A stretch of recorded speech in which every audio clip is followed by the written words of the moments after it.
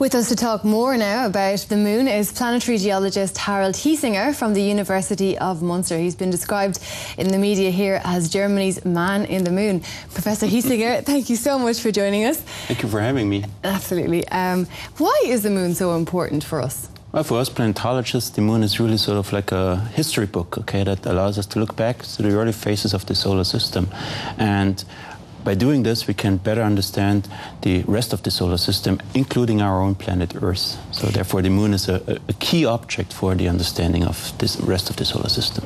Is the Earth older than the moon? No, all planets formed roughly at the same time, and the moon formed by a big collision with a Mars-sized object with early Earth, but they're all the same size, all the same age. All the same age. Yes.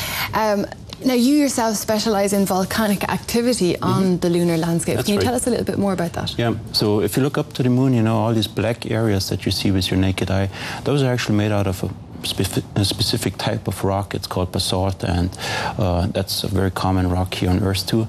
And so what it tells you is that the moon had actually volcanic eruptions to bring these rocks up to the surface, and so they flood very large areas within deep impact basins. And so by studying them, we can learn something about the thermal evolution and history of the moon.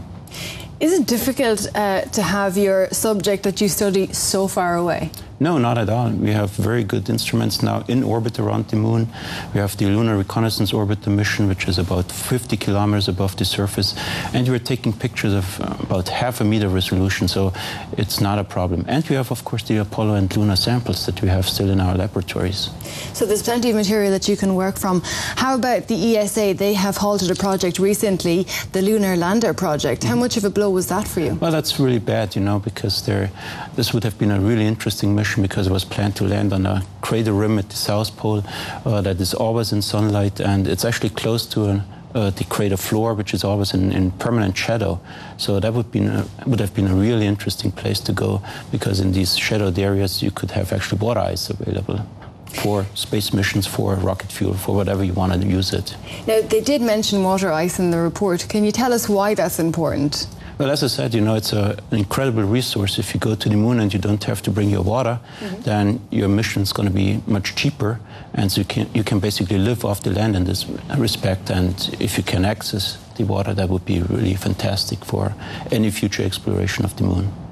Now, we have the Lunar Reconnaissance Orbiter. We have plenty of other things that we have sent out there. Why do we even need manned missions anymore?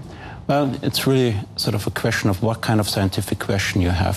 For some questions, you need humans at the surface because they can make decisions very quickly and they have the broad background knowledge right available at their fingertips. And for other questions, robots are just as good, So it really depends what you want to do at the surface.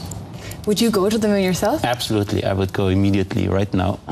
But it's not exactly a cheap hobby either, is it? No, it's not cheap, but, on the other hand, these missions to the moon are relatively cheap, We're not talking about multi-billion-dollar missions that go to the outer solar system. So you can go to the moon for relatively cheap money, and I think it's worth every cent.